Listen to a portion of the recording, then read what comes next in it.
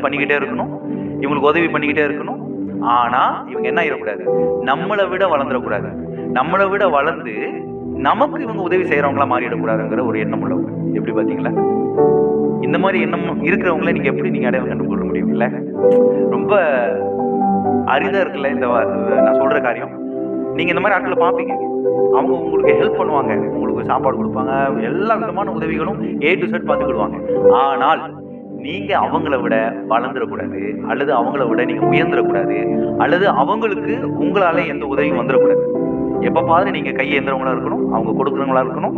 இப்படிப்பட்ட ஒரு கேரக்டர் உள்ளவங்க இருக்காங்க. நீங்க ரொம்ப கவனமா இருக்கணும். என் வாழ்க்கையில, எங்க வாழ்க்கையில நடந்த விஷயத்த இந்த யூடியூப் சேனல் மூலமா இதை சொல்றேன்.